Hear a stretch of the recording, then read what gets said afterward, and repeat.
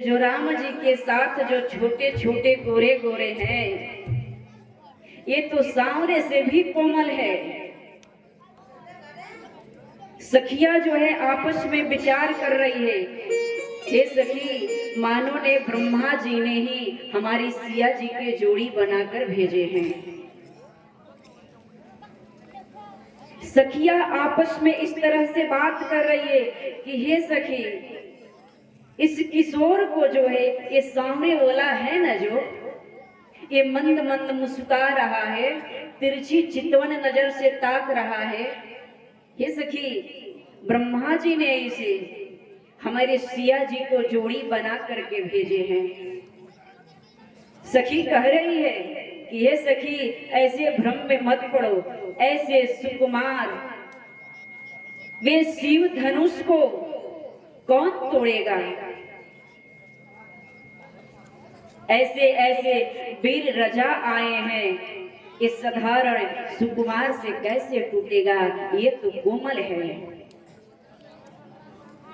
सखिया यहाँ भाव अपना प्रकट कर रही है कि हे सखी, मानो ने हम सभी जो है ब्रह्मा जी से प्रार्थना करे, अपने पितृदेव से प्रार्थना करे कि हे पितृदेव, हे ब्रह्मा जी, हे नारायण, जब हमारी राघव जी जाए ना, ये सुकुमार श्यामला किशोर जाए ना, धनुष हल्का हो जाए। पहले से लोगों की मन में जो है, मिथिला की नर नारी के मन में ये भाव राघव जी के उमड़ रहा है। और आज के समय में यदि किसी बेटी का विवाह ठीक हुआ है, शादी हो रहा है, तो समझिए कि कितने पखंड किया जा रहे हैं, उस विवाह को तोड़ देते हैं लोग। हे मैया, आप सब भी किसी घर की बेटी हैं, याद रखिएगा, आज के समय में पुरुषों नहीं, आप सब सीधी बेटी देखने जाती हैं। जरा याद कीजिए, आप यदि किसी को बेटी को देखने जा रही हैं और किसी के बेटी के अंदर हजारों अवगुण निकाल रही है, आप भी तो बेटी हैं किसी का, आपके घर में तो बेटी है।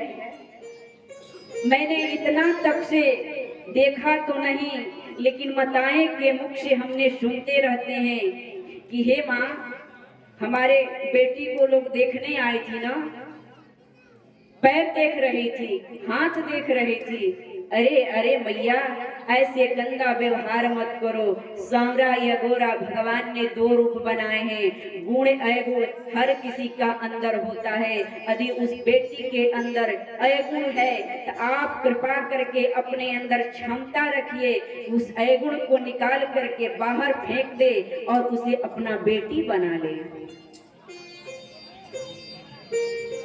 उसे अपना बेटी बना ले, अपना बहू बना ले। वो किसी की बेटी है और अवगुण तो मात्र हमारे नजर में है, अवगुण किसके अंदर नहीं है। लेकिन अपने अंदर हम झांकते नहीं, दूसरे के अंदर झांक करके बुराइयां निकालते रहते हैं, निकालते रहते हैं, निकालते रहते हैं। ऐसे कचड़े बुद्धि मत अपना लगाइए। माँ आप हैं, आप जगजननी आपको कहा जाता है, देवी के रूप माना जाता है, आप दुर्गा हैं, आप काली हैं, आपका 9 रूप हैं और 9 रूप के साथ जो है 51 शक्तिपीठ भी है। 51 शक्तिपीठ है, आप सब 51 शक्तिपीठ के पूजनीय हैं। आप सबके अंदर जो है ऐसे भाव आ जाएगा तो बताइए, आप शक्ति हैं। पुरुष डगमगा सकते हैं, पुरुष क्यों आगे चलते हैं और माताएं पीछे रहती हैं। जब भी आप देखेंगे तो पुरुष वर्ग को आगे किया जाता है और माता को पीछे किया जाता है। क्यों किया जाता है? कि यदि हमारे पति का पैर डगमगा जाए तो पत्नी का धर्म है उसे संभाल लेना। ये है धर्म पत्नी। तो आप किसी बेटी को सम्मान कीजिए, और गांव में किसी बेटी का विवाह ठीक हुआ है तो आप प्रसन्न चित्त मन से खुश से उसको आशीर्वाद दीजिए। एक कहीं कहीं हम देखते हैं कि किसी के बेटी का अच्छे घर में विवाह ठीक हुआ है ना जी, तो इतना किसी किसी को जलन पैदा हो जाता है कि मानो कि उस अग्नि के ज्वाला में वो जल रही है। ऐसे विचार मत ले आइए। यदि आप उस बेटी को आशीर्वाद देती हैं तो आपको भी आशीर्वाद देने वाले हजारों आएंगे। आप गरीब भले हैं लेकिन मन से गरीब मत होइए, धन से गरीब रहिए, मन से गरीब मत रहिए, मन की रजा रहिए। मन की रजा रहेंगी आप ना तो रघुनाथ जी आपकी बेटी का कल्याण करेंगे। कोई कोई बेटी अमीर घर में रहकर भी वो सुख नहीं कर रही है, दर दर की ठोकर खा रही है, और क्या, अपने पिता के लाज को बचाने के लिए। मैंने ऐसे ऐसे कितने महिला को पीड़ित मैंने देखा। जब मैंने अपने आंखों से जब इस मताएं को, दर्द को जब सुनते हैं ना तो हमारा हृदय रूह कांप जाता है कि वाह, अरे भगवान ने दो दाम्पत्य जीवन में दो जीव को बंदे हैं। राम कृष्ण, सीता राम जैसे रहिए, राधा कृष्ण जैसे रहिए। प्यार का मतलब नहीं आज हुआ और कल छूट गया, ये आपका जीवन संगनी है। वैसे प्यार रहिए कि दिन दुना रात चौगुना ये प्रेम बढ़ते जाए।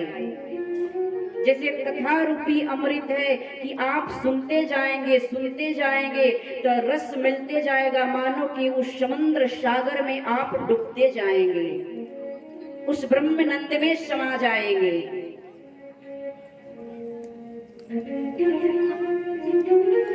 और बड़ी खुशहाल से दाम्पत्य जीवन बिताना चाहिए। बाबा भोलेनाथ मैया पार्वती को देखिए कि कैलाश पर्वत पर रह करके भगवान शिव जी ने मैया सती को कथा सुना रहे हैं। सती ने प्रश्न कर रही है प्रभु अपने पति देव से, तो कम से दिन भर तो आप गृहस्थ धर्म में है, टाइम नहीं लग रहा है, तो कम से शाम को जब अपने घर में आप बैठ रहे हैं ना तो कुछ भगवान नाम का आप चर्चा कर लीजिए, क्योंकि वो घर जो है स्वर्ग के समान रहेगा।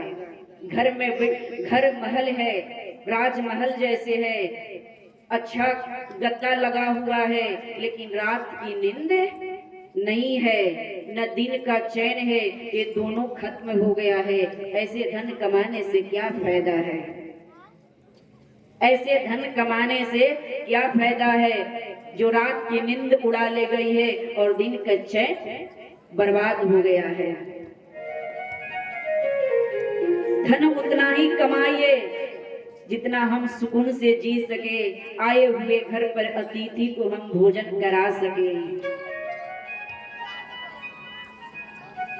तो किसी के प्रति जो है द्वेष की भावना तो कतई रखना ही नहीं चाहिए।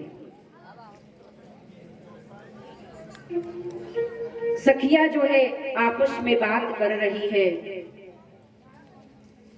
ऐसे बात करते करते श्री राघव जी ने नगर को भ्रमण करते हुए, राघव जी कहाँ जा रहे हैं?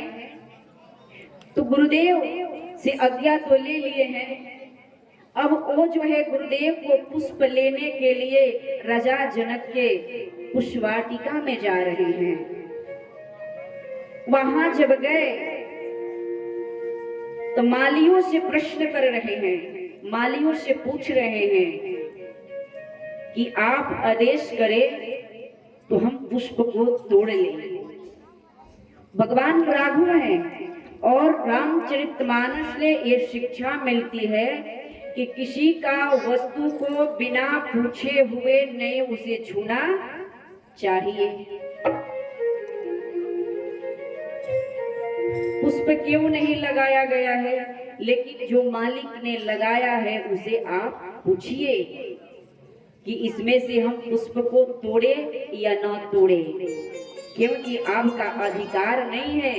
यदि उसका मालिक कोई नहीं है तो एक लोटा जल जो है वो वृक्ष के नीचे, उस पुष्प के नीचे जो है उस जड़ में डालिए और भगवान का प्रार्थना कर करके उस पुष्प को तब तोड़िए।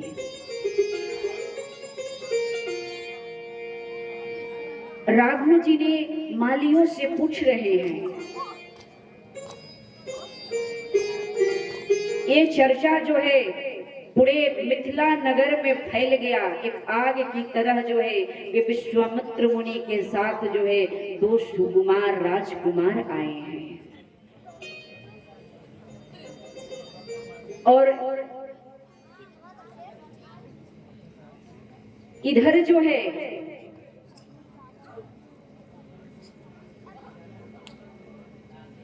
अब माता जानकी जो है अपने मैया से आज्ञा लेकर के, यानी माता ही कह रही है कि हे जानकी आप गिरजा को पूजन करने के लिए जाइए।